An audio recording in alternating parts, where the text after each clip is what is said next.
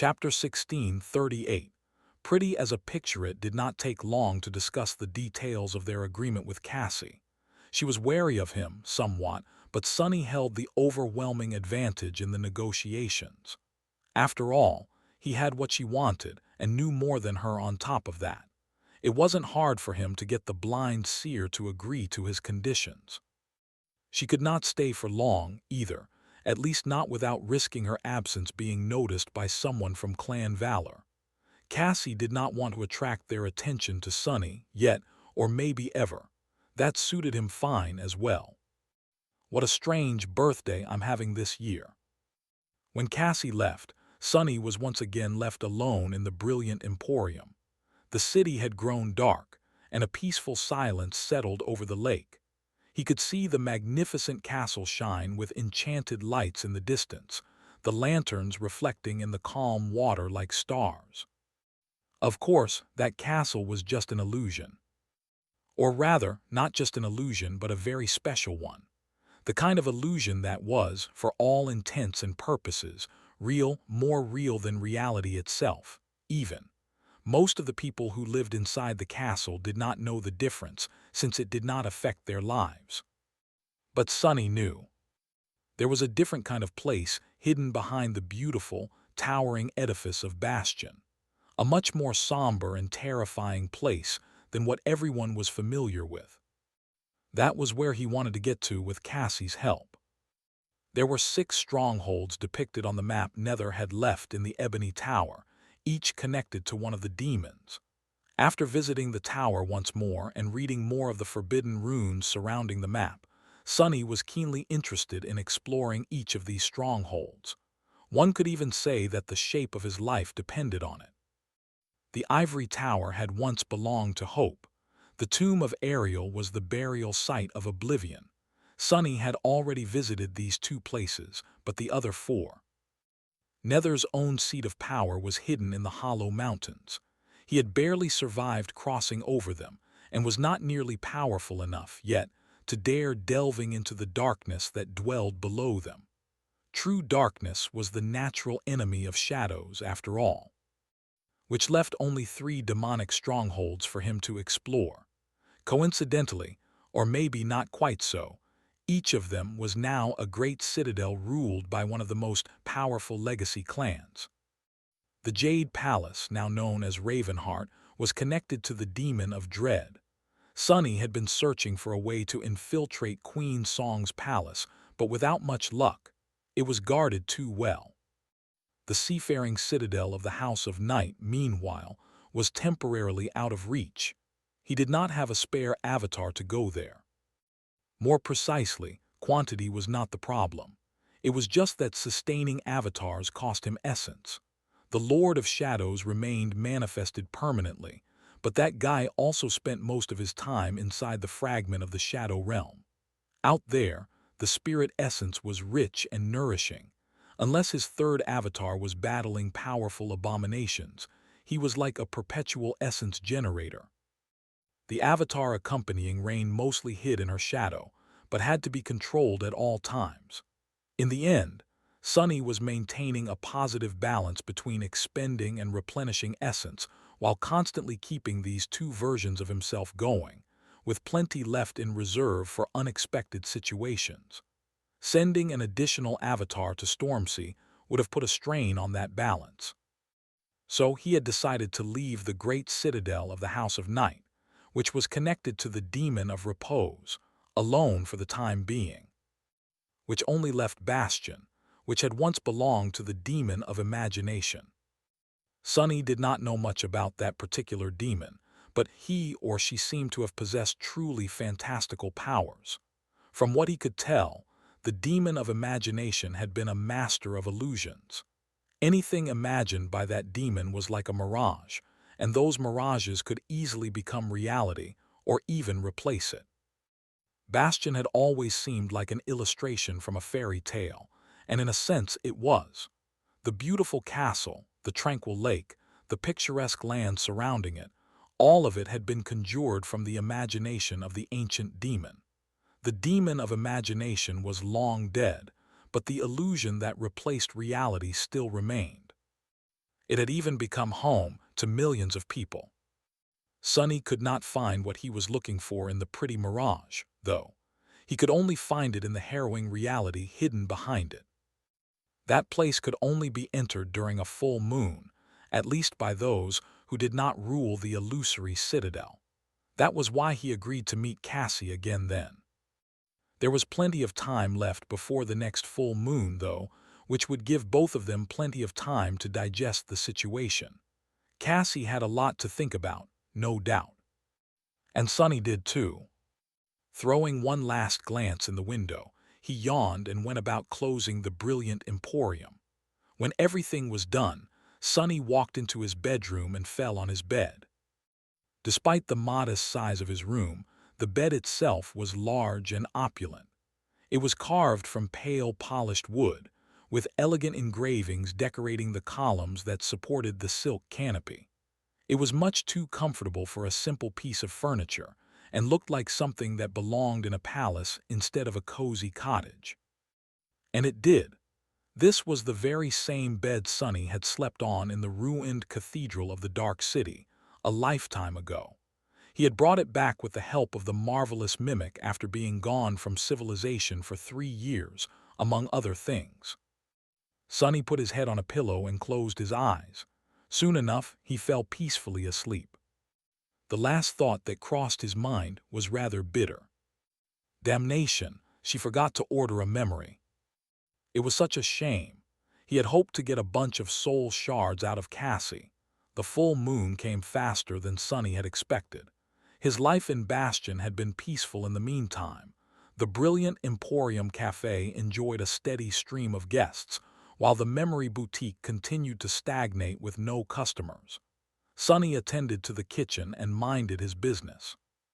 He was supposed to make a trip to the waking world to stock up on ingredients, but postponed it for now, partially out of laziness, and partially because there was a lot on his plate. His life in Godgrave, meanwhile, had undergone an earth-shattering transformation.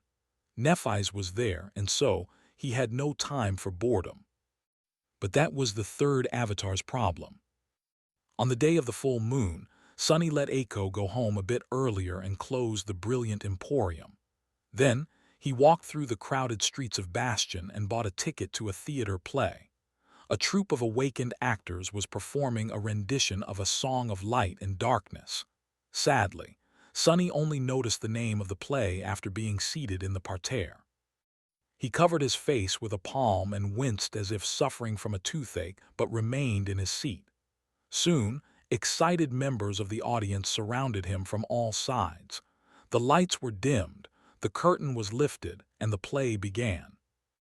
No one noticed that a pale young man sitting in one of the first rows did not seem to have a shadow.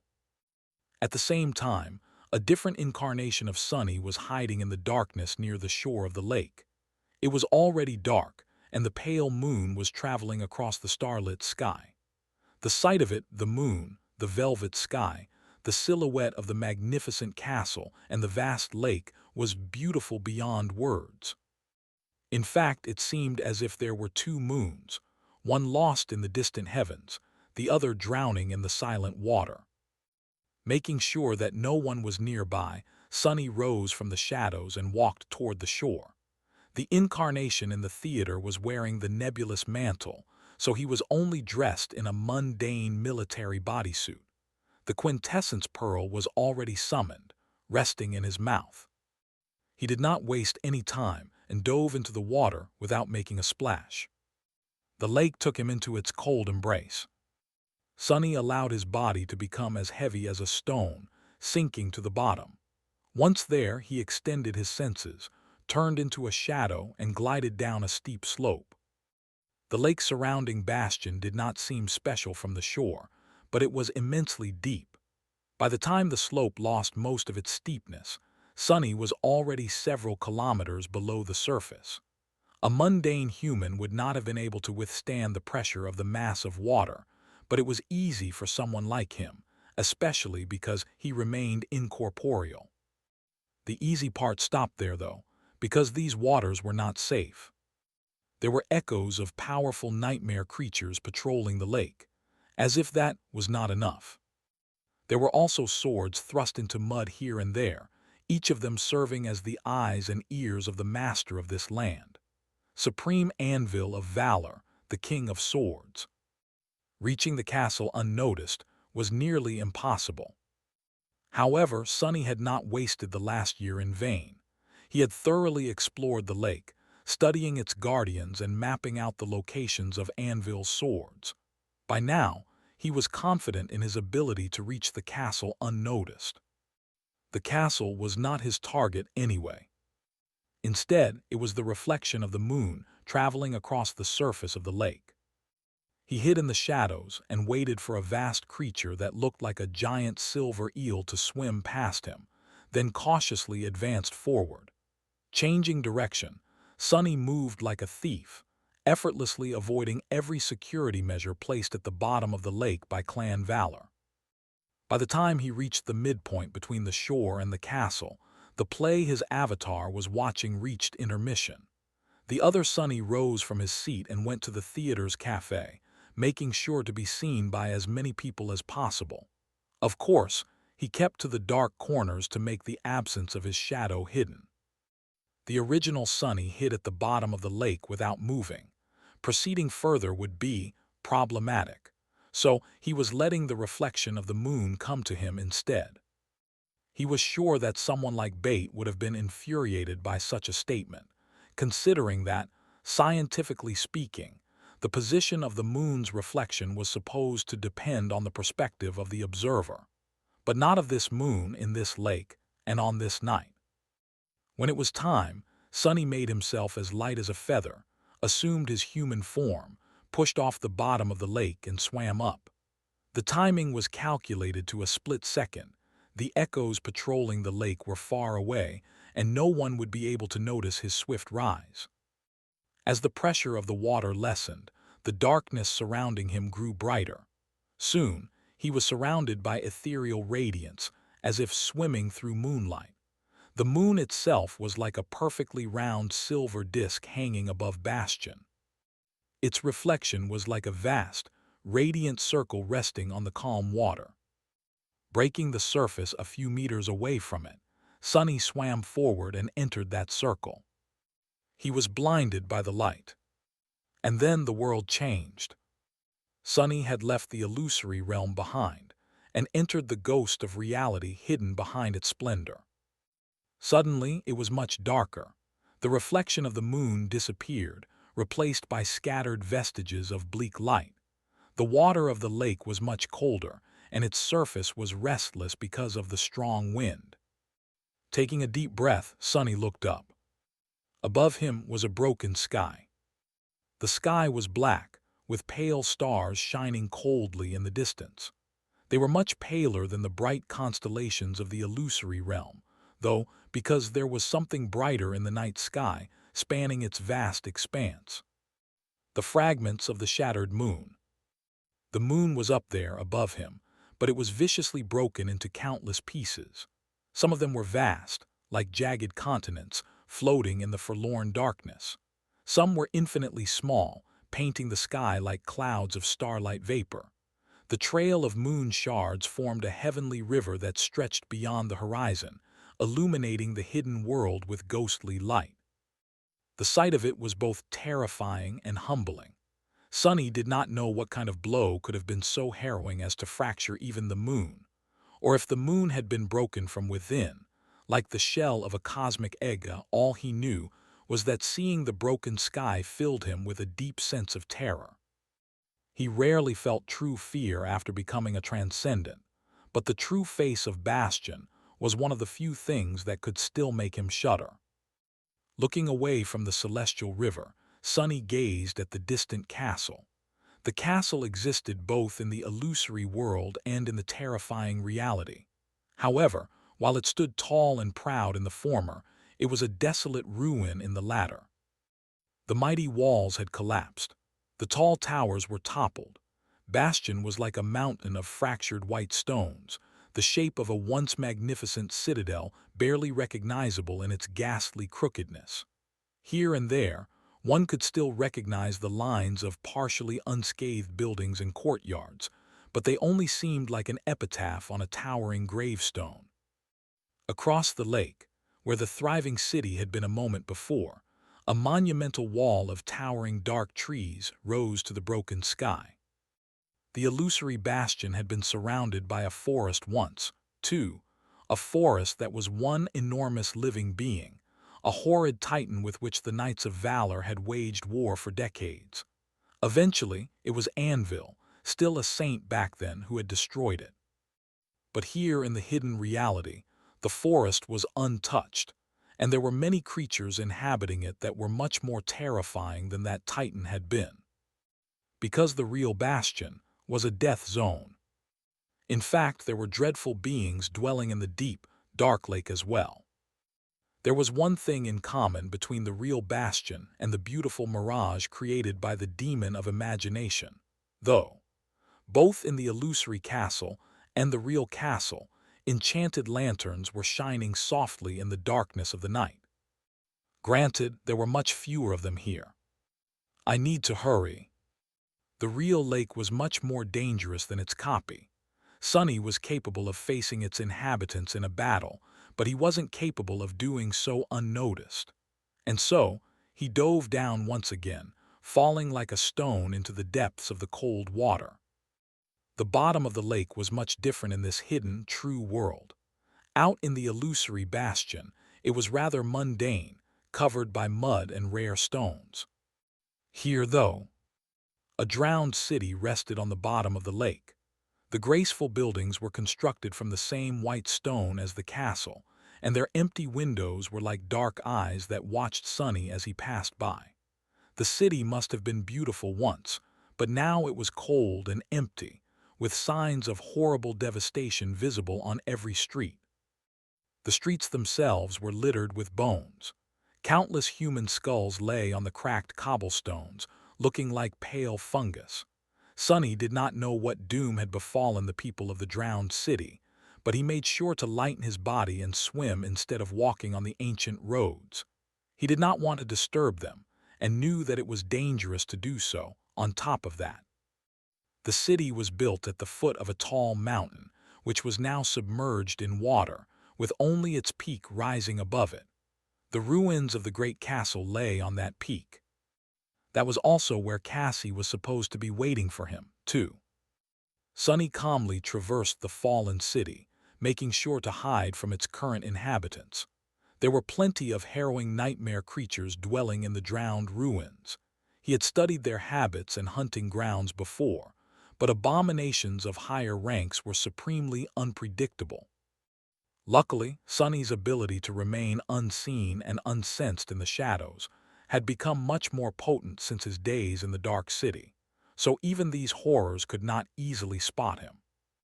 He moved closer and closer to the mountain. From time to time, grotesque carcasses appeared from the darkness, each impaled by a single straight sword. This was Anvil's work. His domain extended into the real version of Bastion as well, and although the King of Swords did not rule the entire area, he was the master of the ruined castle. Anything that tried to crawl out of the water and challenge him ended up dead. Knights of Valor were often battling nightmare creatures in the forest, too. However, they were doing so without the support of their king. That was because he used the dark forest as a crucible to forge better warriors for his army. The dreadful abominations inhabiting it were the whetstone against which Valor's elites were sharpened. Sunny heard that after Antarctica, Morgan had been sent into the forest and ordered not to return until she redeemed her mistake. She eventually emerged from it 2 years later as a saint. He did not know if this was true and couldn't ask, because this information wasn't supposed to be known to any outsider to begin with. His preparations had not been in vain. Sunny followed a predetermined path and managed to reach the mountain without disturbing any of the nightmare creatures or stumbling upon any of Anvil's swords. Finally, he ascended the steep slope and cautiously surfaced near the ruins. There were lanterns burning high above, on the remnants of the broken wall, and human silhouettes patrolling its length. They were Knights of Valor, the best of the best, each of them at least a master.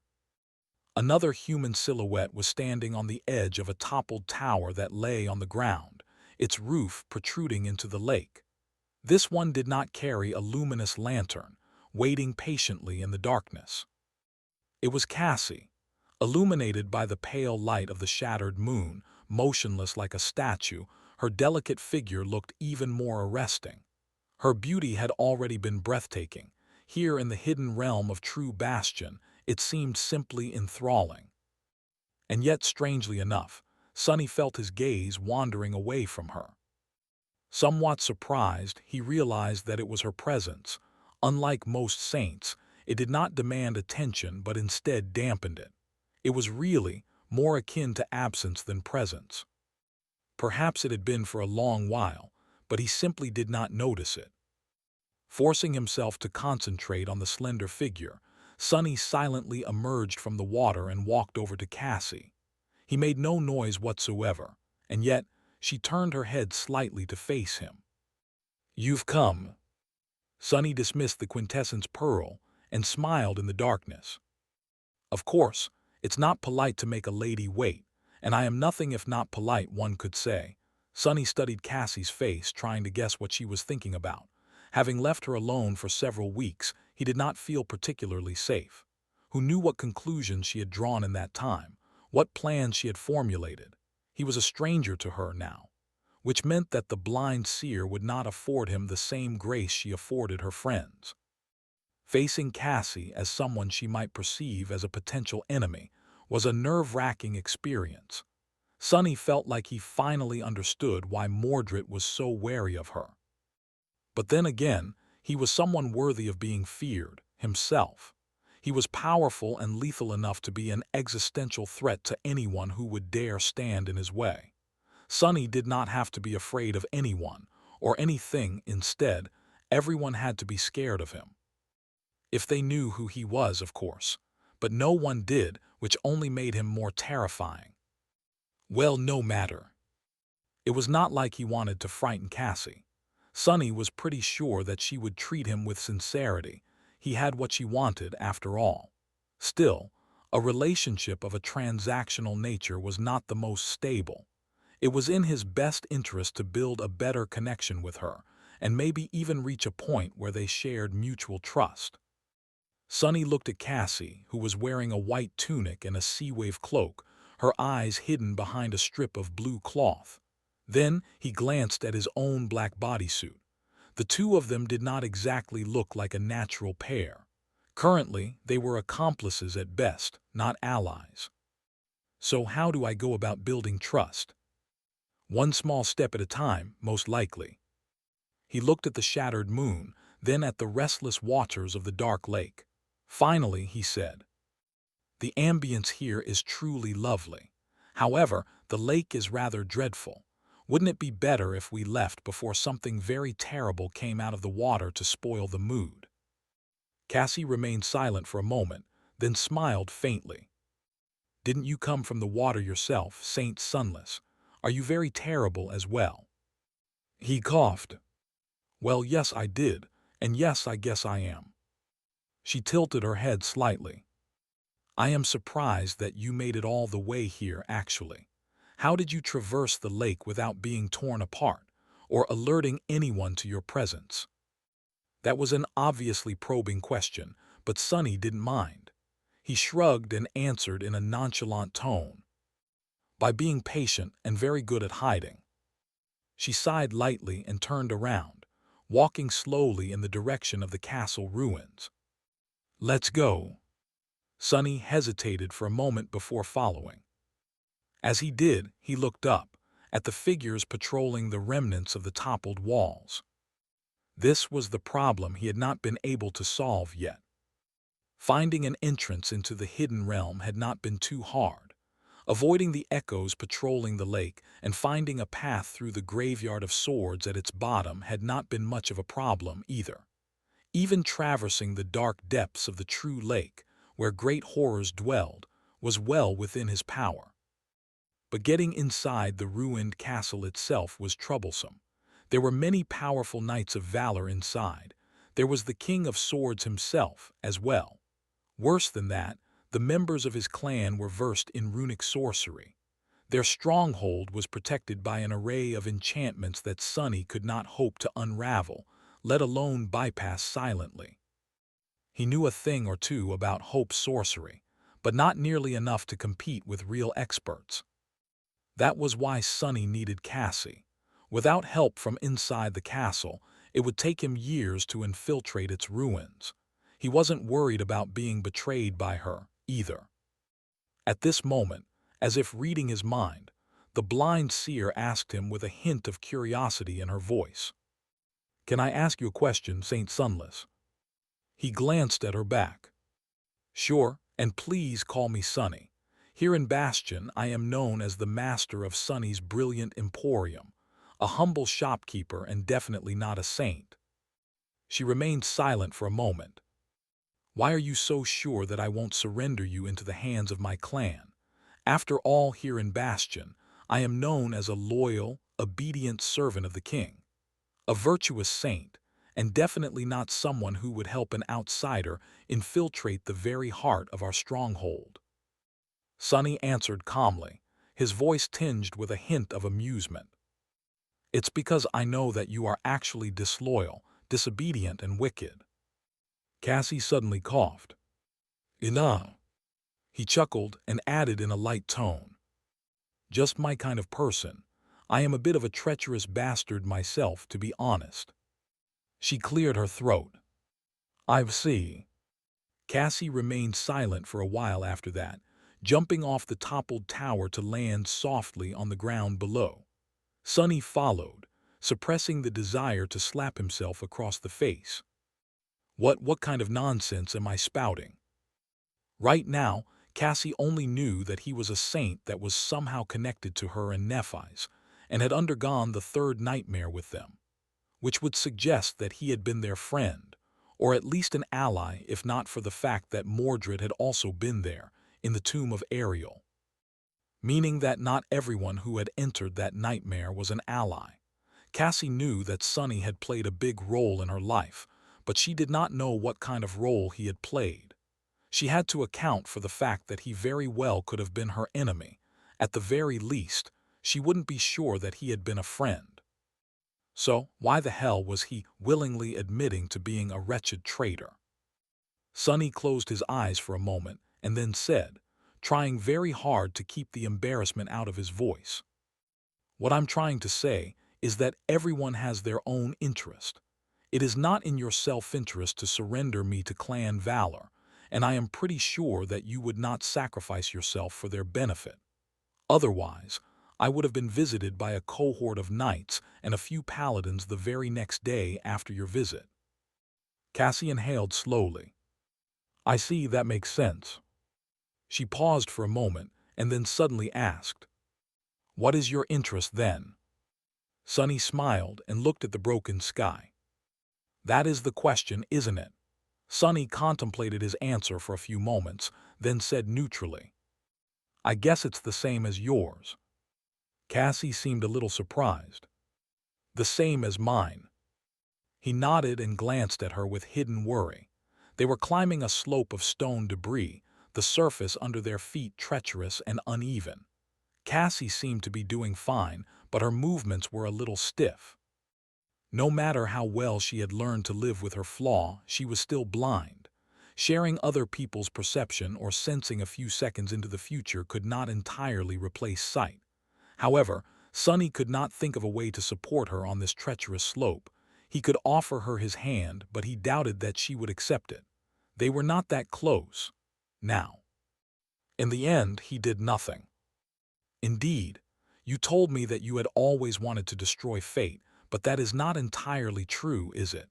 You wouldn't want to struggle against fate if it carried you to a wonderful outcome.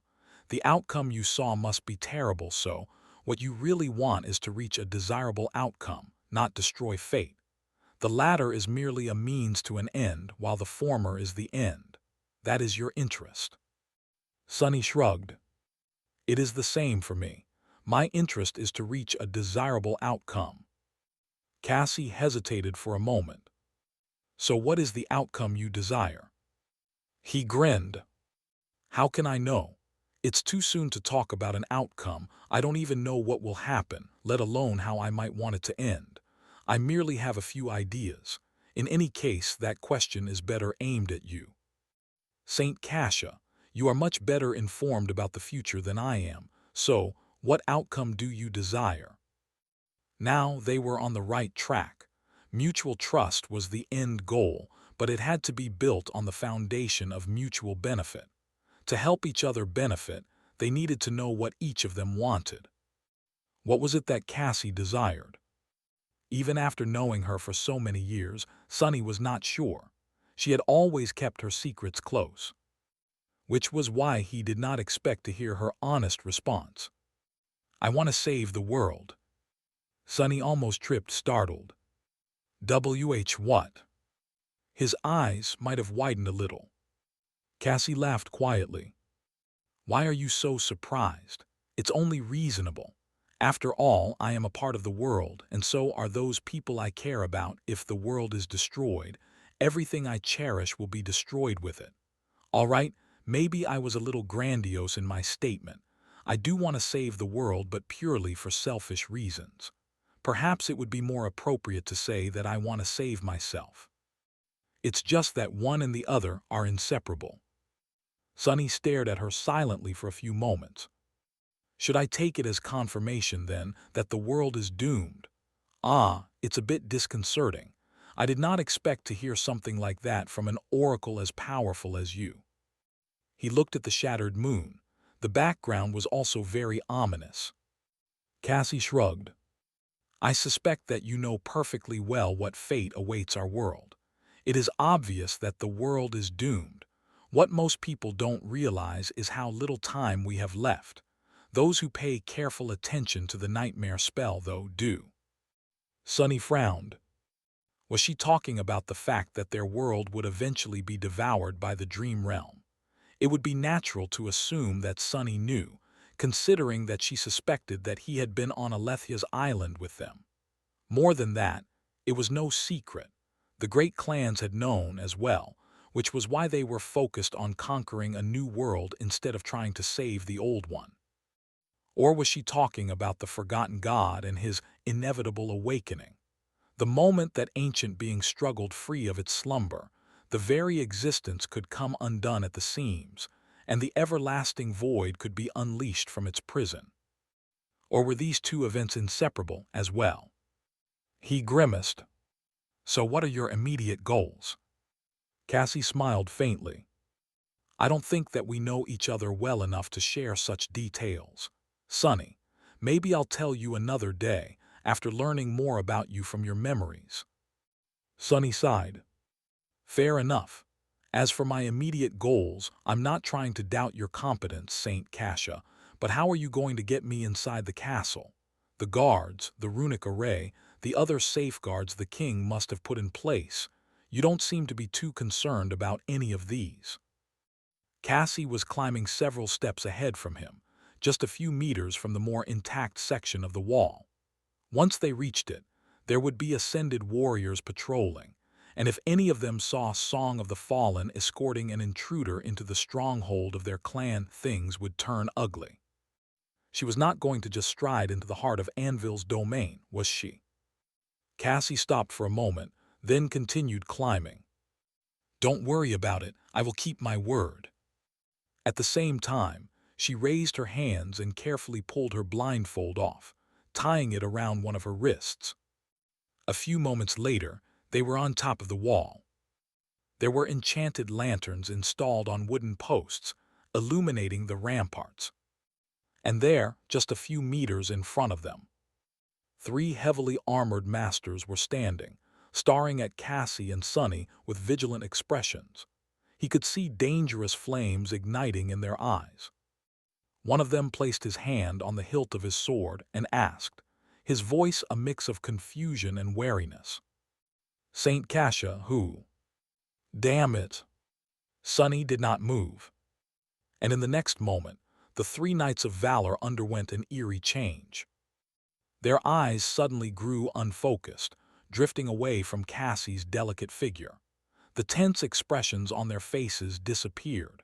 They remained motionless for a few moments, then continued on their patrol without ever looking back. One walked right past the blind seer, brushing against her sea-wave cloak. Cassie calmly moved in the opposite direction, leaving the patrol behind. A moment later, she said over her shoulder, "Don't worry, they won't remember seeing us."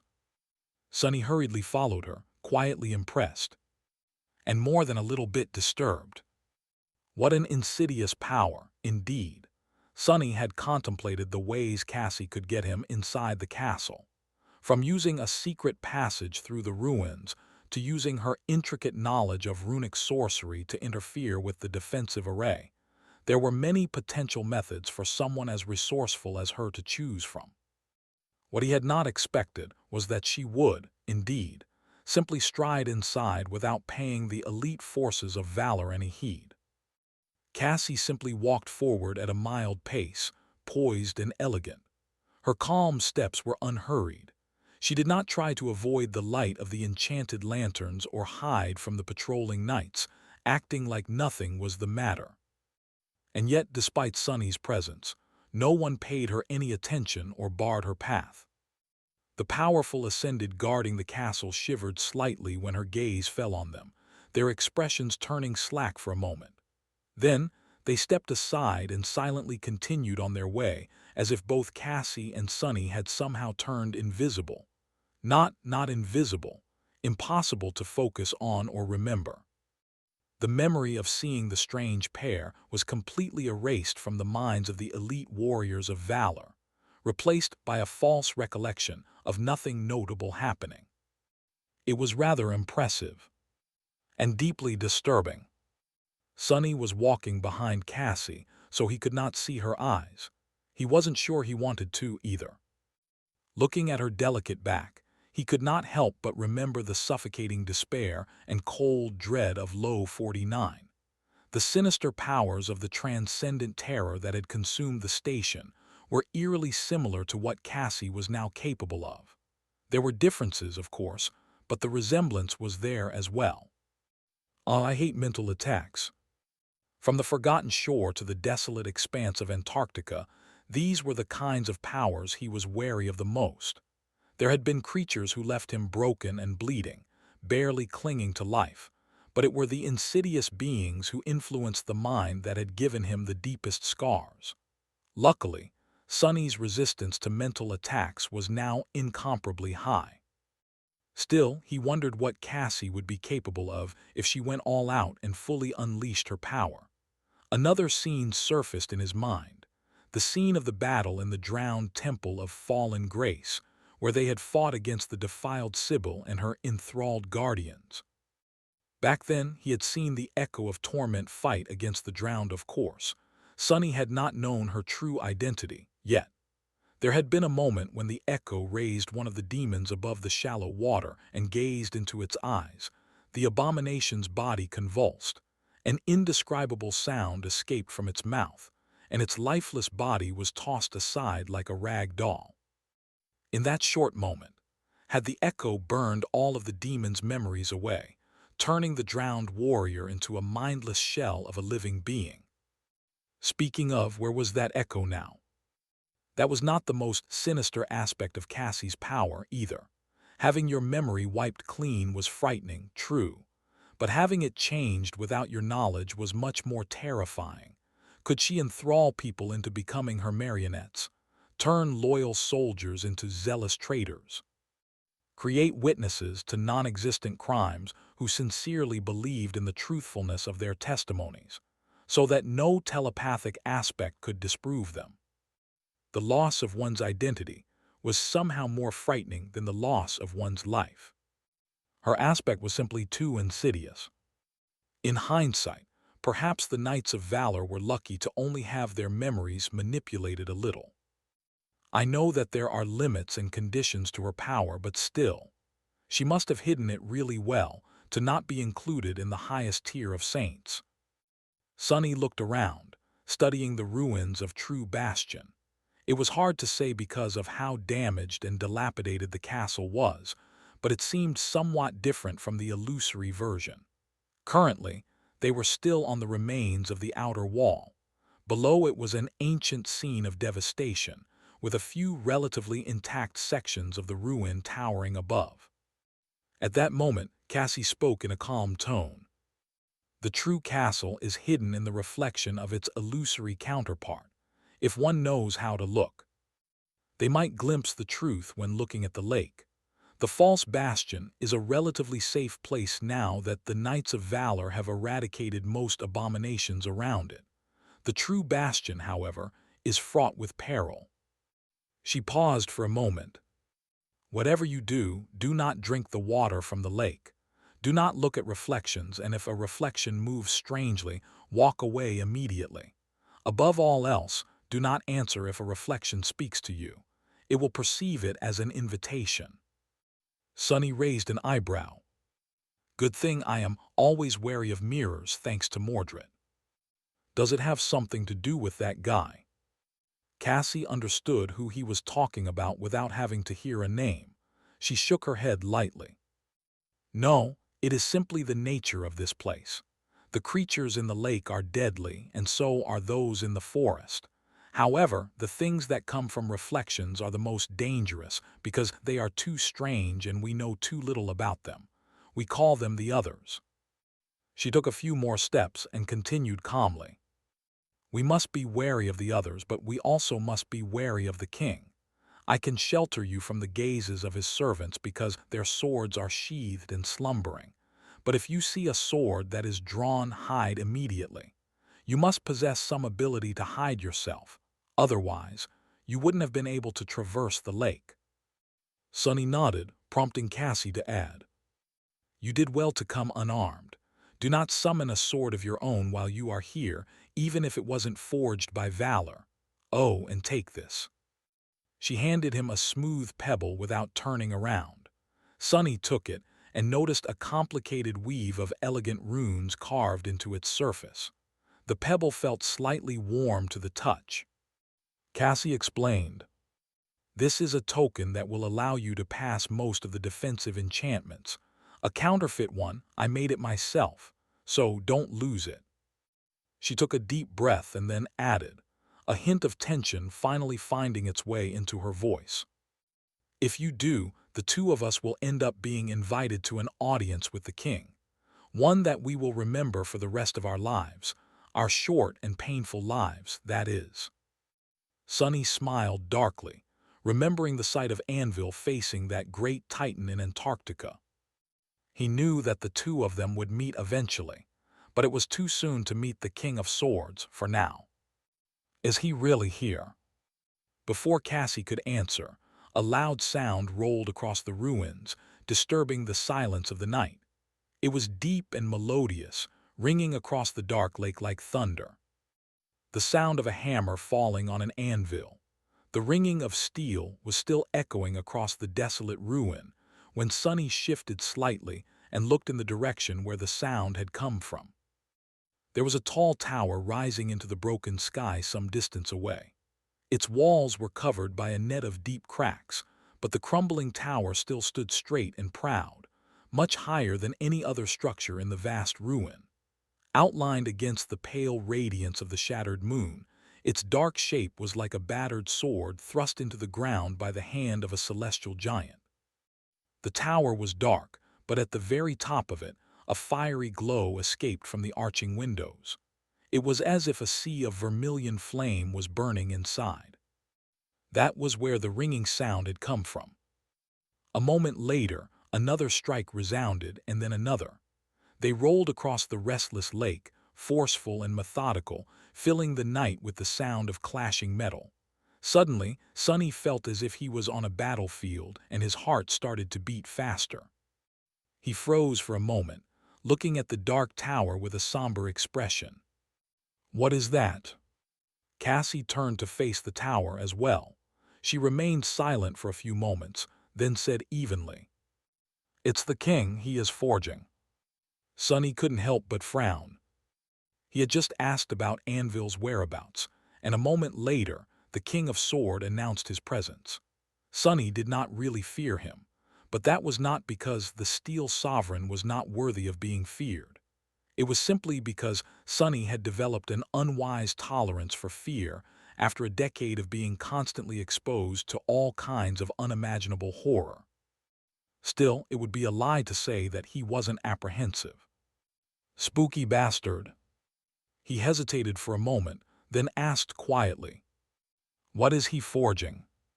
Cassie smiled. "What else? He is forging a sword. The king must have created 1,000,000 of them already, but he never stops for long. The swords that the Knights of Valor wield are merely some that he discarded. The ones paladins wield are as well." Then the storm of swords Anvil had commanded in Antarctica were all forged by him. Then, probably. Sunny could not really imagine how a human being could have created so many of them. He sighed. And here I was thinking myself an accomplished weaponsmith. Cassie tilted her head a little. "Oh right, you create memories." A faint smile appeared on her lips. "Sorry, with everything else I almost forgot." Sunny studied the pebble she had given him. The weave of runes was elegant and intricate. He could not quite decipher it, because the runes did not inscribe a functional enchantment. Instead, they made the pebble a part of a much larger one. Without comprehending the entire array, he wouldn't be able to comprehend the runes carved into the small stone.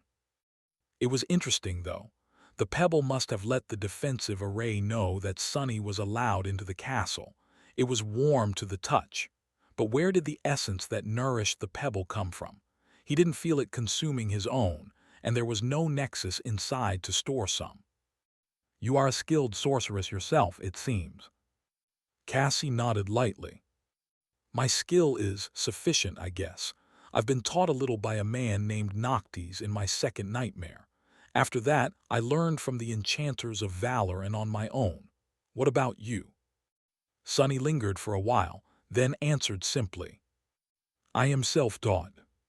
His only teachers were the nightmare spell and necessity. Neither could take credit for his accomplishments. She made a turn, heading for a more damaged section of the wall, and said, "I am curious, though. Creating a memory is not a question of skill. No matter how good I am at runic sorcery, it's not something I can do. The same goes for enchanters of valor. They are only capable of forging memories because of the kind of aspects the members of the main family and its branches tend to awaken, not because of sorcery. So, Sunny, are you, perchance, a bastard son of King Anvil?" Sunny stared at her silently for a while, making sure that she was serious. She was. "Well, I guess it might look that way. A mysterious man who can create memories, lives in Bastion, and is somehow a saint on top of it all." Sunny barely prevented himself from exploding with laughter. If he hadn't covered his mouth with both hands, sentries all across the wall would have been alerted to their presence. "Me, Anvil's son? Gods, no. Although I must admit, it would have been very funny if there was yet another estranged son of his wandering around the dream realm." He shook his head.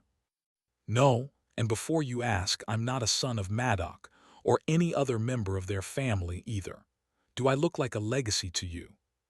Cassie was silent for a moment. "You do not look like anything to me. I'm blind." Sunny coughed awkwardly, prompting her to smile. "And the last time we met, we were alone, so I could only borrow your sight, which meant staring at myself for the entire conversation. Well, I won't lie. I did steal a peek through the eyes of the knights we've met today. I was curious to see what the famous owner of the IC of the brilliant Emporium Cafe looks like."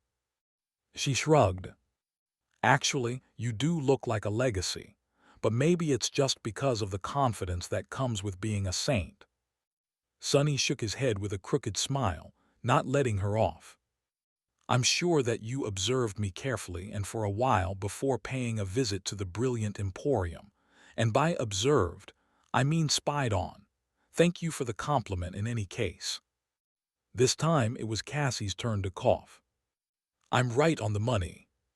He enjoyed her slight embarrassment for a few moments, then said neutrally, "I don't know much about how enchanters of valor create memories, but it is probably due to the war god's lineage. After all, she is also the goddess of progress, technology, and craft. Plus, family members are known to awaken aspects of a similar nature, perhaps due to sharing a similar upbringing and fate. I assure you, my upbringing was quite different from that of a member of Clan Valor. Sunny hesitated before adding, "The way I create memories is different from theirs." Cassie tilted her head a little and asked curiously, "I've been told that the memories you make are not very potent, but have the benefit of being perfectly suited for their wielder. You must be hiding the true extent of your abilities to avoid attention, though. How good are you, exactly?" Sunny briefly glanced at Cassie's delicate neck, noticing a thin string hanging around it. Would she be able to remember if he said that the charm she wore had been made supreme by him? Probably not. He smiled. "I doubt that any person in the world can create a better memory than me." It wasn't an empty boast. Forge masters of valor could create potent memories, but their craft was the result of unique aspect abilities and runic sorcery, which was alien to the concept of memories. Sunny, meanwhile, was a true weaver, the only master of weaver's sorcery in existence. Therefore, his abilities were broader and infinitely more flexible. So really, there was just one entity better than him at creating memories: the nightmare spell, but he wasn't going to compete with that. He glanced at Cassie and asked, "Why are you going to order a memory after all? Let me tell you, St. Cassia, I'll give you an exclusive discount. Our service is top-notch and we can handle all kinds of orders. Combat memories, utility memories, even cosmetic memories are not out of the question. Also, I don't usually do this, but just for you I'll disclose a big secret. We can even make a custom name and description for your memory. There's no better memento or one-of-a-kind gift for a loved one." Cassie touched her hair nervously, then added in a dubious tone, "Really? Well, I might indeed commission a custom memory from you then." Cassie guided Sunny deeper into the ruins. She showed more caution after descending from the outer wall, to his relief. The young woman remained calm and composed, but he noticed that she chose roundabout paths, keeping to the less populated areas of the ancient castle. From time to time, ghostly runes ignited on the weathered stones as they passed. The pebble Sunny held in his hands grew a little warmer in those moments. After a while, Cassie spoke again. "We are staying in the desolate parts of True Bastion to avoid running into someone powerful. I can handle the nights without too much problem, but if we meet a saint, especially one from the direct bloodline, a complication might arise." Sunny nodded, strangely relieved. It was nice to have confirmation that Cassie's power was not limitless, even if she was on his side. The blind seer lingered for a few moments, then asked, "You only told me that you needed to get inside the castle. Where, exactly, do you want me to lead you?" He shrugged. "As close to the main keep as possible. I'll know where I need to go once I get there." In fact, Sunny did not know the precise location of what he was looking for. He just knew that there was something hidden here in Bastion, and that the members of Clan Valor must not have found it yet. Well, maybe they had, but he was willing to bet that they hadn't. That was because the timeline did not make sense.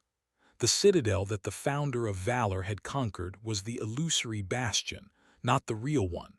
Otherwise, it would not have been conquered at all. No member of the first generation had been powerful enough to survive in a death zone, after all, let alone claim it. It was only after Broken Sword, Anvil, Kai Song, and Asterion had become transcendent that this hidden place was disturbed by humans. Even then, Sunny doubted that Valor had truly occupied the true Bastion before the Sovereigns emerged, which meant that they had not had a lot of time to explore the vast ruin, especially considering how dangerous it was, and how few people had access to it. The best warriors of Valor had also spent more than a decade conquering distant regions of the Dream Realm to expand the king's domain. Perhaps Anvil and his knights had discovered a few of the more easily accessible secrets of the fallen castle, but Sonny doubted that they would have found them all. Or at least he hoped so. His hope was based on the fact that there was only one person in the world who possessed a demon's lineage, and that person was him. So Sonny cautiously extended his senses outward, communicating with the ancient shadows populating the ruin. He could feel the dark hollows hiding under the rubble. Some of them were simply the result of stone blocks falling on each other. Some were halls and chambers that had been buried and forgotten in the devastation. However, none of them were what he was looking for. Cassie led him deeper into the ruin, choosing the most deserted paths. Neither of them needed a source of light to walk, so their passage was quiet and unseen, illuminated only by the pale radiance of the shattered moon. They walked across crumbling parapets and half-buried pathways, the ancient stones hanging dangerously above their heads. Anvil's hammer continued to ring, steady and powerful, like the beating of an emotionless steel heart. Sonny glanced at Cassie and said in a neutral tone, "It must be a real chore to sleep here."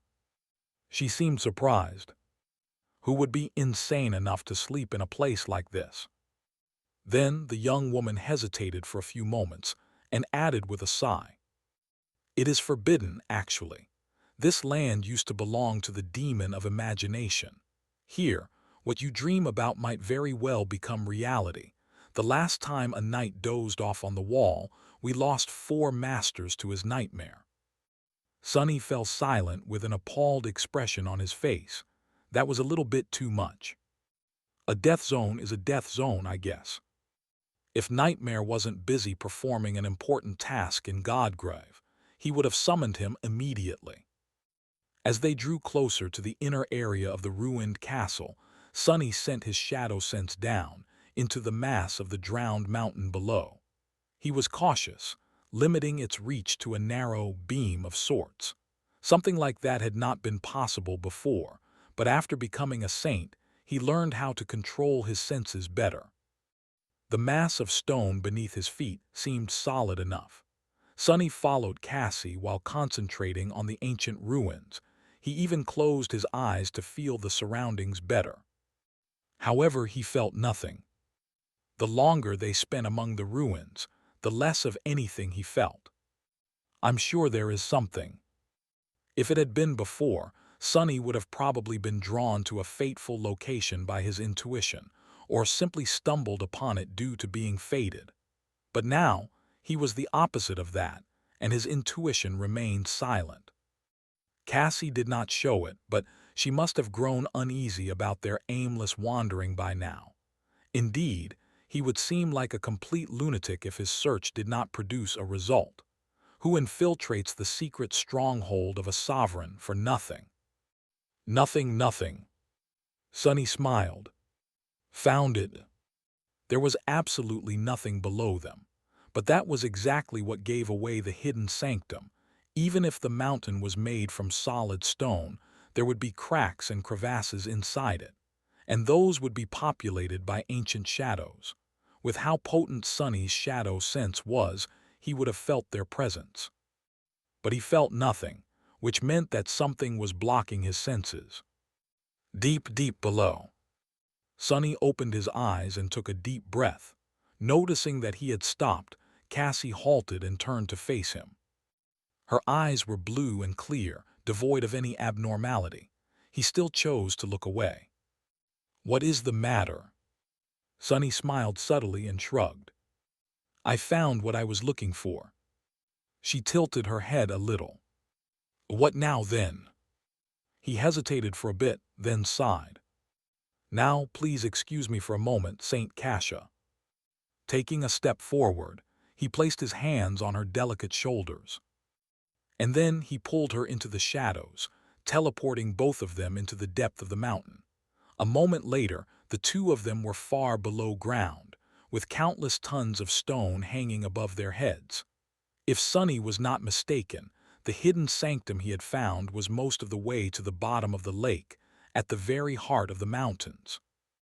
In the past, Sunny had not been able to carry living beings with him when stepping through the shadows, with the sole exception of Nephi's. It was different now that he was a saint, though. He could pull much heavier inanimate objects with him, as well as actual people. The latter were very cumbersome, though, consuming a lot of his essence, especially those whose souls were vast and powerful. Teleporting Cassie with him, and to such a remote place, had drained a good portion of his reserves. Sunny sighed inwardly and tried to take a deep breath. There was nothing to inhale, though. A strangely calm voice resounded in his head, startling him. "There is no air here." It was Cassie's voice. But why was she so calm? Sunny glanced at the blind seer with a hint of confusion, then shrugged and summoned the quintessence pearl. A few seconds later, a beautiful white pearl appeared in his hand. This time, Sunny did not place it in his mouth, keeping it between himself and Cassie. Soon, the two of them were able to breathe again. "Please stay close, Saint Cassia." Saints could keep their breath for much longer than mundane people, so neither of them had felt any discomfort in these few moments. Still, he had expected that Cassie would be at least a little startled. But then again, why would she be? Cassie did not receive visions of the future anymore, but her awakened ability was functioning perfectly fine. She must have known that Sunny would use Shadow's step a few seconds before he had, and saw him summoning the quintessence pearl before he ever did. Cassie usually acted in a way that made people forget about this ability of hers, but if one stopped to think about it, she had every conversation and witnessed every event twice. For as long as her awakened ability was active, it was all but impossible to surprise her, and she would have definitely kept it active while sneaking a suspicious saint into a sovereign stronghold. Her ascended ability, meanwhile, seemed to have undergone a change. Unless she was using a memory to communicate with him telepathically, it was that ability of hers that allowed her to talk to people she had marked. Sunny was well acquainted with this manner of conversation, thanks to the Shroud of Dusk, so he wasn't worried about thinking an unwanted thought aloud. How convenient. No wonder Nephi's had seemed so well informed about his shadows when they met in the nameless temple. Cassie, meanwhile, looked like she was having similar thoughts. Facing Sunny, she tilted her head a little and asked, "A spatial movement ability?" He nodded. "Well, yes, something like that." She contemplated for a few moments, then said casually, "How convenient." Sunny blinked. With that out of the way, he could finally look around. His shadow sense was rendered useless, so he could only rely on his sight now. The space where the two of them had found themselves was not very large and submerged in total darkness. Luckily, it was a mundane kind of darkness, which did not pose an obstacle for him. They were in a small chamber. It was clearly artificial as opposed to naturally formed. The walls were smooth and polished, with no seams on their stone surface. The ceiling was high. There was nothing in the stone chamber, no furniture, no spiderwebs, no runic circles carved into the floor. There was only a tall door, which seemed to have been carved from a single piece of dark wood. Nevertheless, Sunny felt the same kind of discomfort he had felt once in the Ebony Tower when looking at it.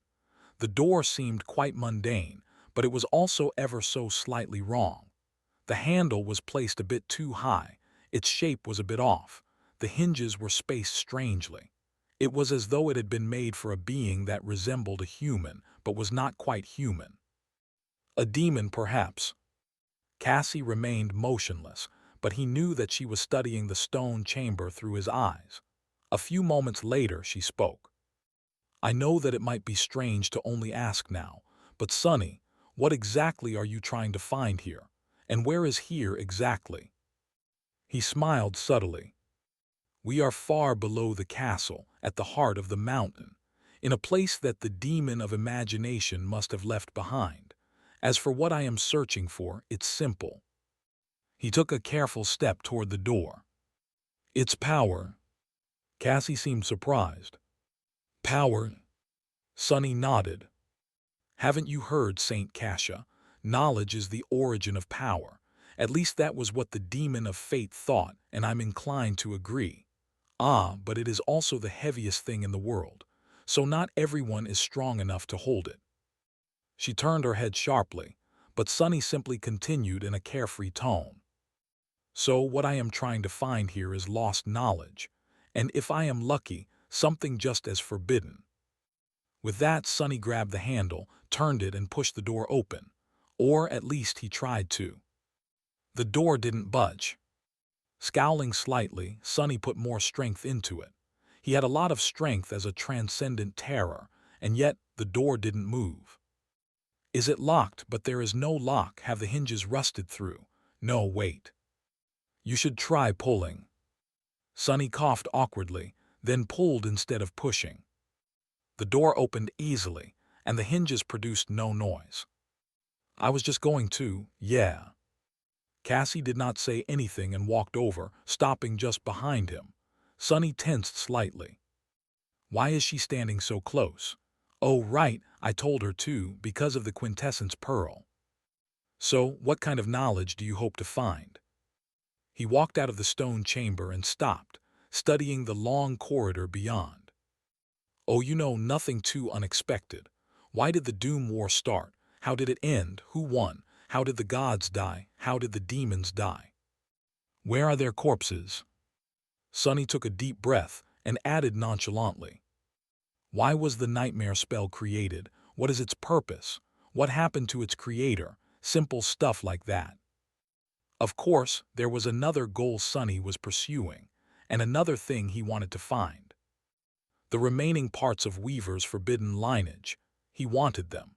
He wasn't satisfied with only having an incomplete collection of fragments. Not anymore, at least. Now this is going to be a problem. Standing on the threshold, Sunny studied the long corridor. It stretched in both directions as far as he could see, bending slightly.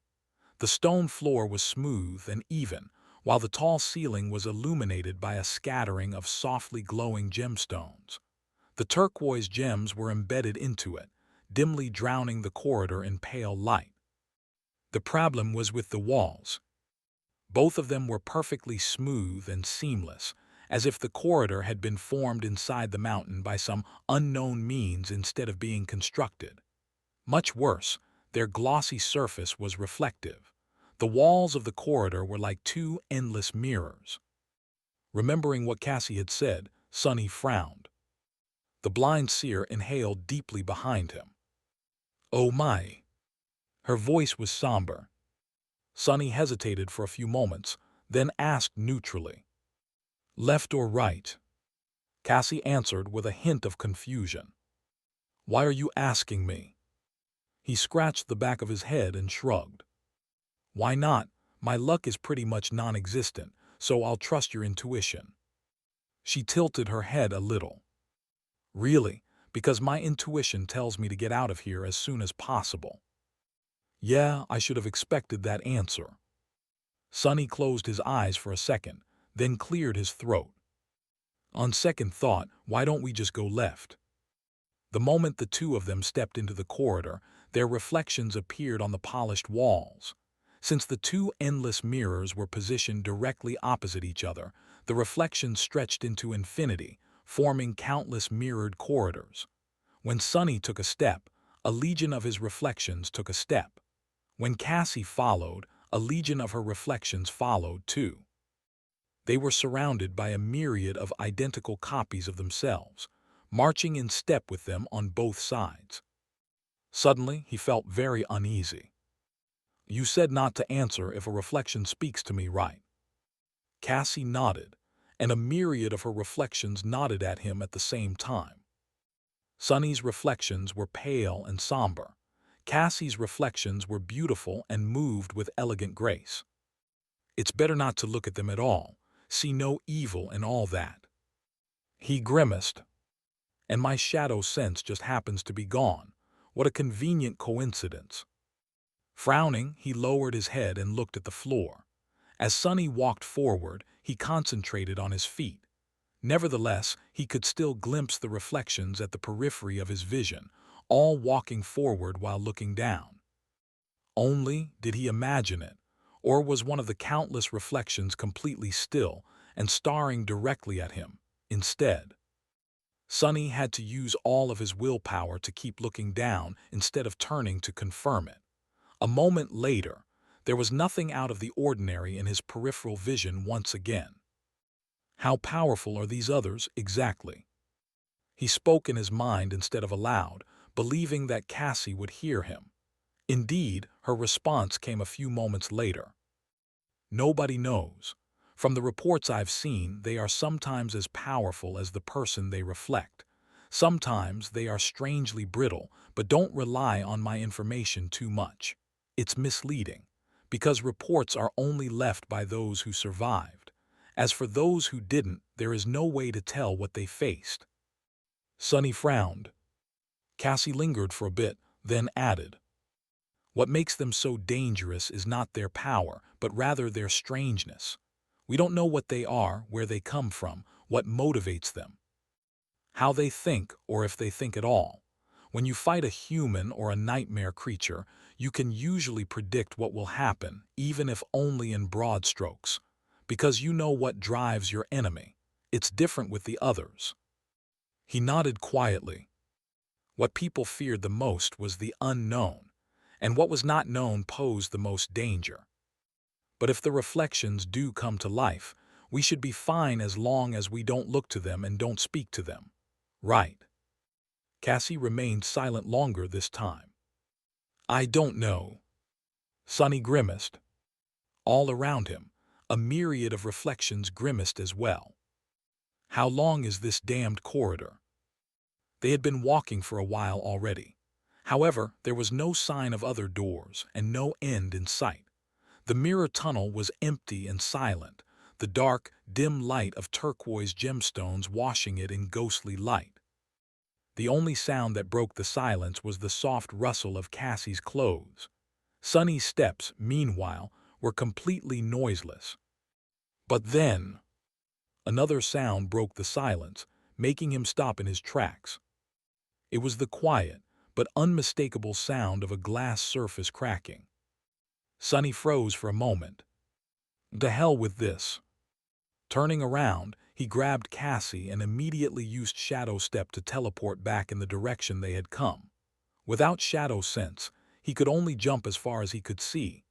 After a swift series of consecutive jumps, Sonny returned them to the small stone chamber and shut the door, then slumped tiredly on the floor. Damn, I hate mirrors so much. Come to think of it, there had to be some connection between the reason he tended to avoid mirrors and this place. Mordred must have visited Bastion before being handed to Asterion. Had he perhaps encountered something strange here? Or maybe his mother? Cassie quietly straightened her clothes and sat down, as well. Neither of them were physically tired, but being on edge for extended periods of time inevitably led to mental fatigue. She was silent for a while, then asked, "So what now, Sonny? Are we turning back?" He glanced at her darkly and remained motionless for a moment. Then he shook his head. "No." With that, Sonny raised his free hand and summoned another memory. A few moments later, a small lantern carved out of black stone appeared on his palm. Cassie turned her head and concentrated on it, a slight frown appearing on her face. "A lantern." He nodded. "Indeed, however, it is a very special one. This lantern does not produce light, instead it swallows it." What was a reflection? It was light that had been cast back. Therefore, much like shadows, reflections could not exist without light. Gritting his teeth, Sonny stood up and opened the door of the stone chamber again. At the same time, he opened the gate of the shadow lantern. A moment later, a torrent of shadows surged into the mirror corridor, flooding it with impenetrable darkness. A torrent of shadows flowed into the corridor, submerging it in total darkness. The light of the glowing gemstones was swallowed and disappeared without trace, turning them bleak and lifeless. Sonny had summoned a swarm of vast and ancient shadows to do the job. These old shadows were unfathomable. It would have taken an equally potent source of light to dispel them. The gemstones had been created from the mind of the demon of imagination. True, perhaps they would have chased away the darkness if the shadows were alone. But they were in the presence of their lord, and that alone made them much more tyrannical. A few moments later, a long stretch of the corridor had turned completely lightless. The infinity mirror of its walls was now dull and empty. Nothing reflected on their dim surface, and no reflection haunted the hidden sanctum. Sonny let out a quiet sigh. Who knew that I would use this trick today? What he had done was not pure improvisation. Instead, it was one of the methods he had contemplated when thinking about how to deal with Mordred. Cassie seemed impressed. These shadows obey you. Sonny shrugged. If I treat them nicely. Wild shadows were like that. Most were devoted to Sonny, but some were obstinate and willful. The former would obey him out of affection or reverence, but the latter needed to be coaxed and enticed. Let's go. The two of them returned to the corridor. It seemed much smaller without the countless reflections stretching endlessly into the ghostly distance. Claustrophobic, even still, Sonny felt much more at ease now than he had before. Cassie suddenly spoke, drawing his attention. Are we going left again? Sonny smiled. That is a good question. No, let's try right this time. They turned right and started walking at a measured pace. The shadows moved with them, keeping the corridor dark both ahead and behind. Just like that, Sonny and Cassie advanced forward for a while. Then they encountered an intersection. A similar corridor crossed the one they had been traversing, and so Sonny had another choice to make. He frowned slightly and decided to turn right again. The second corridor had a slight bend to it, as well, so it was impossible to see far ahead. Some time later, there was another intersection. And then another and another. Some intersections formed 4 paths, some only 3. There were even bizarre ones that had 6, 7, or 8 turns. There were dead ends as well, and corridors that led to one of the crossroads Sonny and Cassie had already passed. The corridors themselves weren't straight, either, bending and twisting at unexpected angles. It was a mirror labyrinth. After a while, Sonny sighed and stopped, covering his face with a palm. In front of them was an open door leading to a small stone chamber, the same chamber they had left behind. Have you noticed it? Cassie's voice was calm. He lingered for a while, then nodded. Yeah, damn it. Sonny had been counting his steps this whole time. It was hard to keep track because of how convoluted the maze of mirrors was, but he was certain of it. They had walked more in each direction than the width of the mountain was, which meant that the labyrinth was not beholden to the size of the mountain. It could be endless, for all Sonny knew. Shaking his head, he leaned on the wall and summoned the endless spring. Drinking deeply from the beautiful glass bottle, he then handed it to Cassie. The young woman took the memory and frowned for a moment. Then, forgetting the meaning that it held, she brought it to her lips and then returned it to Sonny. We can try again. He hesitated for a bit, then slowly shook his head. No, we've been here for too long already. There is still some time before sunrise, but I won't be able to solve this maze quickly. This is going to be a long project. Cassie raised an eyebrow. We have only agreed that I will bring you inside the castle once. Sonny smiled. Yes, and I have only promised to show you one of my memories. Surely, you want to see more and I want to explore this place more. It works out perfectly, does it not? We can meet once a month during the full moon. This way, both of us will slowly gain the knowledge we desire. She hesitated. I don't know how long I'll remain in Bastion, though. Maybe there is something else you want. His smile turned a little darker. There are many things I want, Saint Cassia, but this is the deal I am offering. Cassie frowned, remained silent for a few moments, then nodded. Fine, I will guide you inside the castle once again next month, in exchange for another memory." Sunny dismissed the endless spring and suppressed a chuckle. Why did she put on a show if we both knew that she would agree? "It's a date, then." He froze for a moment, then added hurriedly, "No, wait, it's not a date, I misspoke. It's an arrangement, you know what I mean." Cassie observed him with a hint of amusement, then shrugged. "As you wish. Now, I think it's time for me to receive my payment." Sunny sighed. He had not been looking forward to this part. "Fine, we have a bit of time left, so let's do it here." As long as he returned to the lake before sunrise, there was no safer place in Bastion than this labyrinth. Here, they were hidden from the king's gaze, and no one would disturb them. "I still hate it." Sunny led Cassie into the stone chamber, called the shadows back into the lantern, and closed the door. Then he sat on the floor, cross-legged.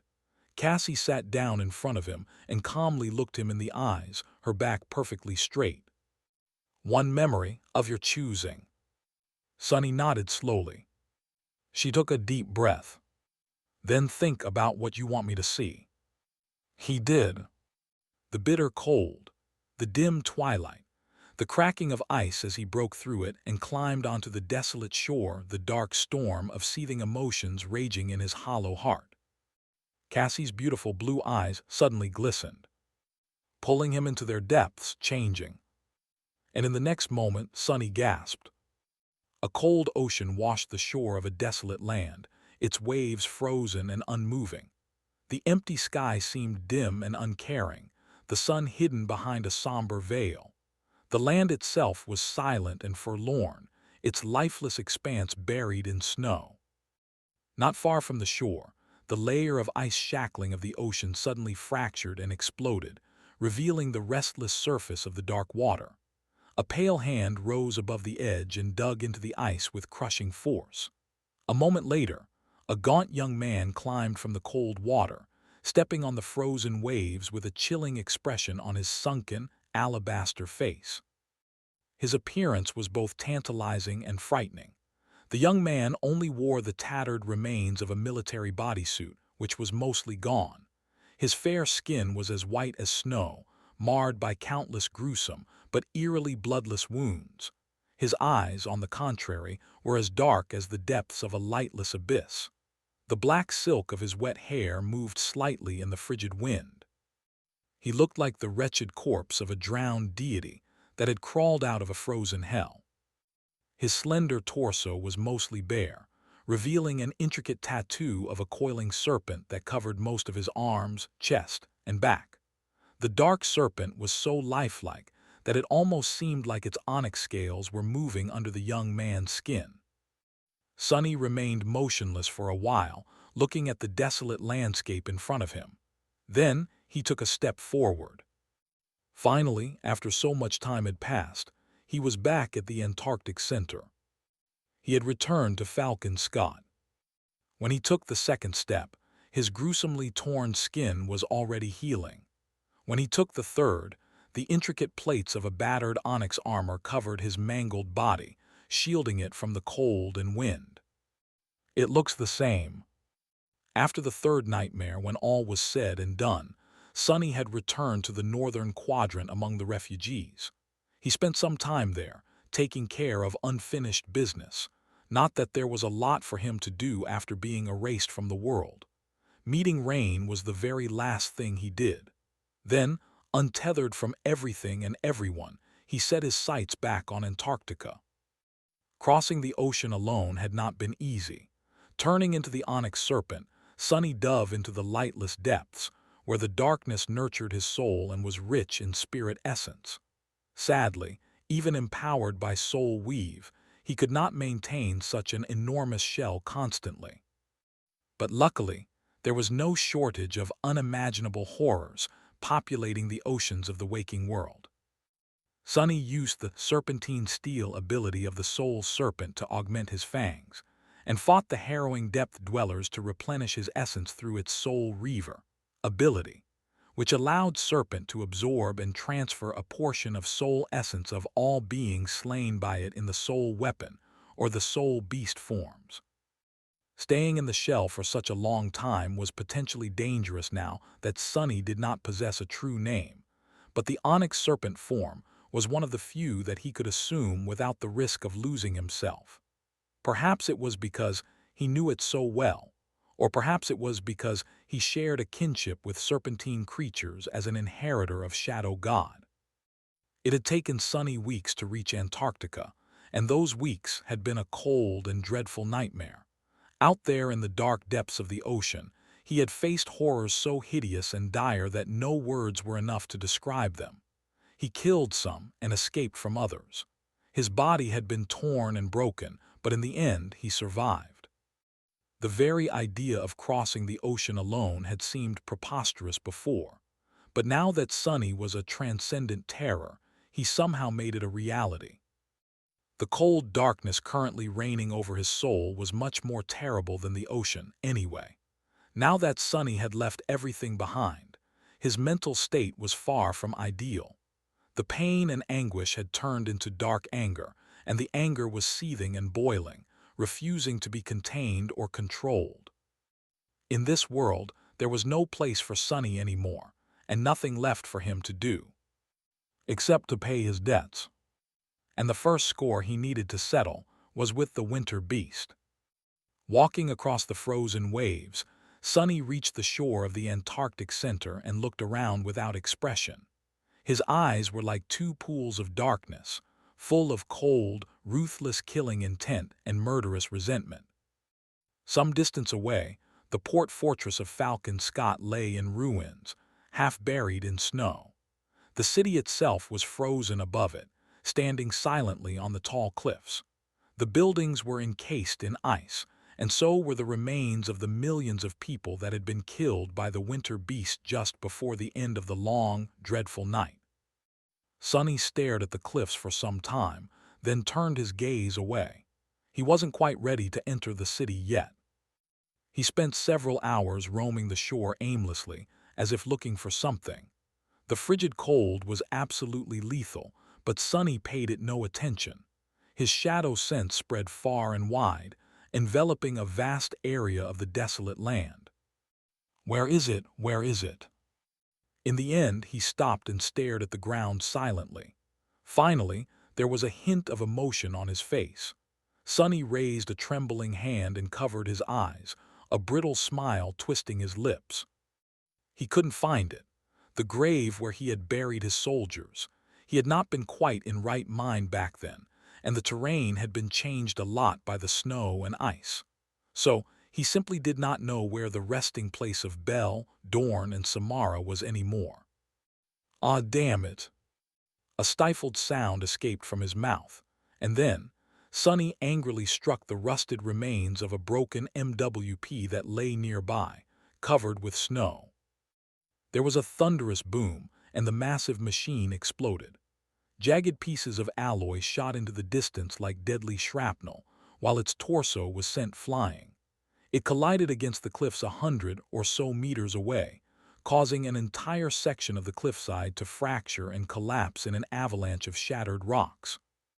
Unfazed, Sunny raised his head to the sky and let out a distorted scream, then looked down, his eyes boiling with dark fury. "Kill it, I will rip that thing apart." Gritting his teeth, he breathed in the cold air of Antarctica and headed for the ruins of the city. Sunny did not know what he expected to see in Falcon Scott. He didn't even know why he felt compelled to enter it. And yet, he did enter it, walking along the silent streets with a distant expression on his pale face. He came here precisely because he didn't want to, reluctant to see the monument to his failure. He owed to himself, and to those people whom he had failed to protect, to witness their final resting place in all its horrid glory.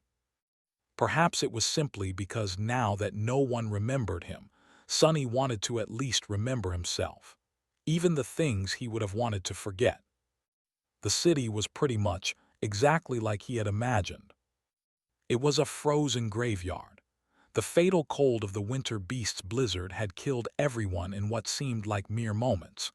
The corpses were hidden inside the buildings or buried under snow, so the city seemed utterly empty. They had not suffered, at least. Some buildings had collapsed in the past months under the weight of the ice. Others stood like colossal gravestones, or frigid mausoleums, maybe, for those who had perished inside. Strangely enough, no nightmare creatures seemed to have entered the city to feast on the corpses. It was as though the winter beast had marked this place as its territory. Sonny passed a few familiar structures: the barracks where the irregulars had been stationed, the government compound, the dormitory tower where Bate and Professor Obel had lived. His mind was flooded with memories, which only made his mental state deteriorate further. It was a strange thing to be alone. Now that Sonny was alone, erased from existence, he felt no compulsion to control his emotions or maintain the illusion of normalcy. There was no one to witness him fall apart, anyway, and nobody to get the wrong impression of him. There were no tethers connecting him to the world. Yes, but as it turned out, those same tethers had been like supports that held his mind together. He must have looked quite disturbing from the side. Only now that Sonny was truly and utterly alone did he realize how much of his habits and behavior had been dictated by the need to blend in with his environment, with human society. Now, he didn't have to bother with maintaining acceptable expressions, keeping improper feelings from his gaze, and saying the right words. Or saying anything at all, really. Maybe I should do all these things anyway. He suspected that giving in to this utter freedom would make him slip into some sort of derangement eventually, but couldn't bother to care. Finally, he reached the crumbled remains of the city wall and spent some time gazing at the snowy field beyond. Climbing over the wreckage, Sonny jumped down, turned his body light enough to walk on the snow, and left the ghost of Falcon Scott behind. This was probably the last time he would ever see it, but that was fine. It was for the best, really. Some time later, he reached the place where the last soldiers of the first evacuation army had died, killed by the deathly cold of the unnatural snowstorm. Their frozen figures were still there, those closest laying on the ground, those who had endured longer frozen like ice sculptures. His motionless face seemed frozen, too. He spent a while among them looking at the horizon. The winter beast had retreated into the heart of the landmass, but the signs of its passage remained. Today, Antarctica looked much more like it had once, frigid and encased in ice. It was darkly fitting. Sonny was still consumed by his thoughts when something moved under the snow, and a hideous creature lunged at him from below. He did not move, but shadows around him stirred and shot forward with incredible speed, catching the abomination in the air. A moment later, it was gruesomely torn apart, a rain of hot blood falling on Sonny like crimson dew. His expression didn't change, but his eyes gleamed darkly. Strange.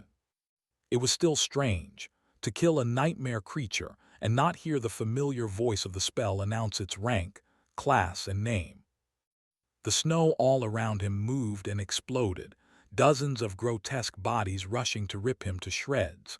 There was a whole swarm of abominations here.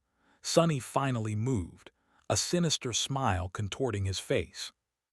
He was so fast that it almost seemed as if he simply disappeared in one place and appeared in the other.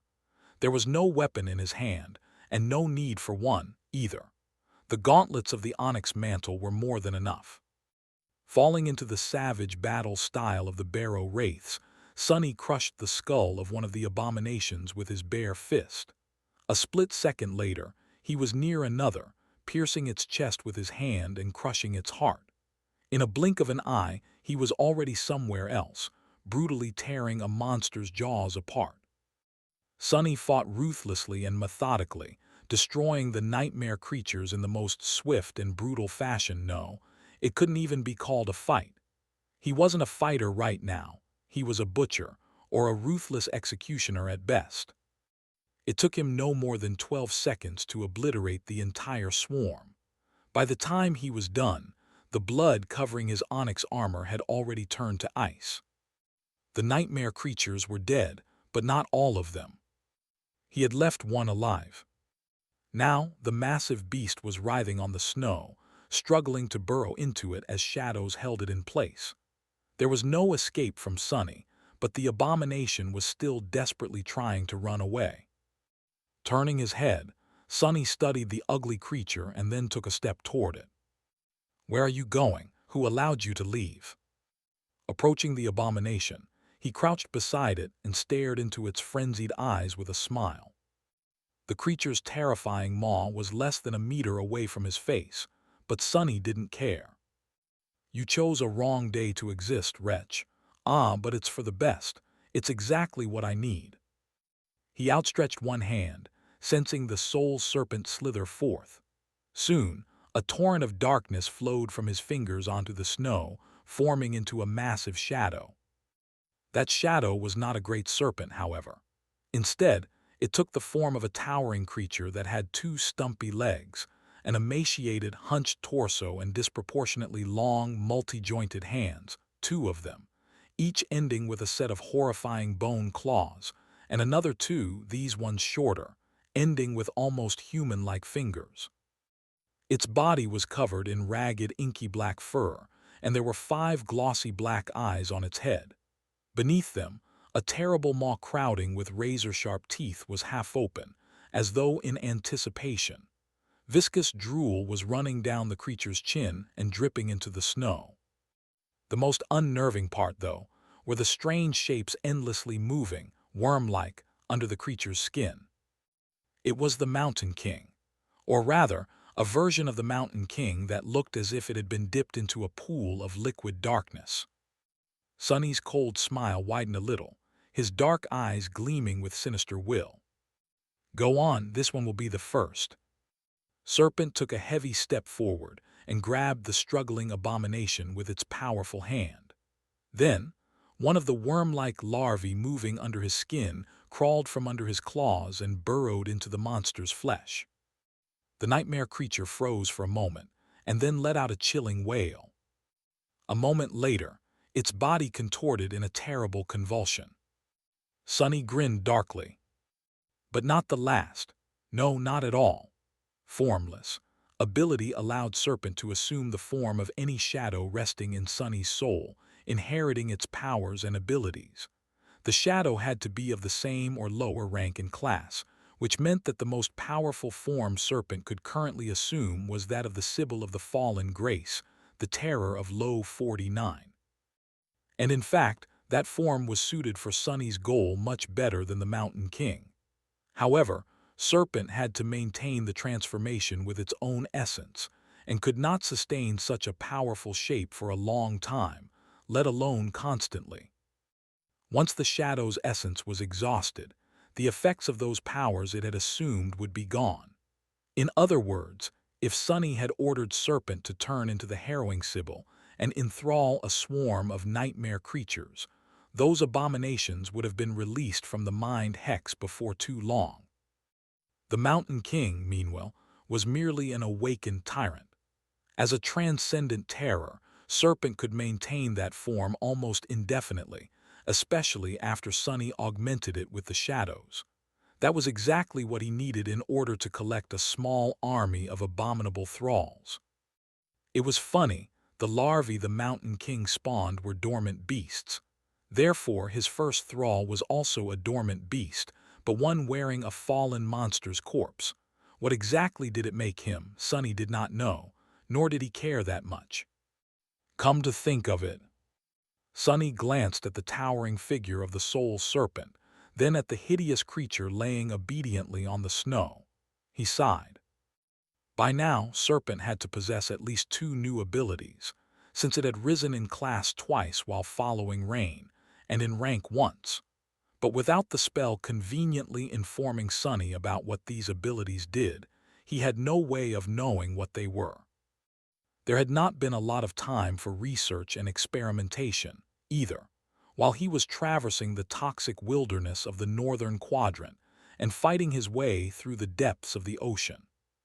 All he had was a suspicion that one of these abilities had to do with Serpent's weapon form, while the other one had to do with souls and spirit essence. However, he wasn't sure. Well, I'll find out later.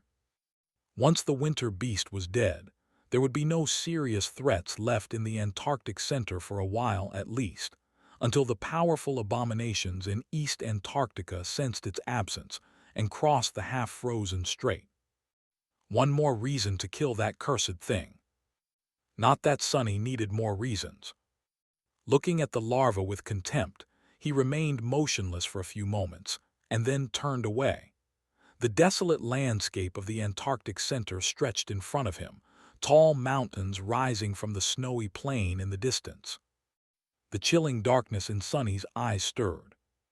Time to hunt. There had been 3 most powerful nightmare creatures in the Antarctic Center during the Chain of Nightmares: the fallen Titan Goliath, the corrupted terror Sibyl of the fallen Grace, and the corrupted Titan Winter Beast. Sonny had killed the first 2, while the last now ruled this land. Which was to say that Sonny, now a transcendent terror, was the second most terrifying creature in the frigid mountains of the abandoned landmass. He remembered vividly the dreadful gauntlet of the Southern Campaign.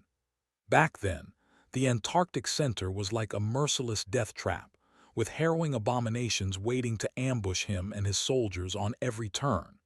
He had crossed it once with the first evacuation army, and the second time with a convoy of refugees, each time struggling desperately just to survive. But things were different now.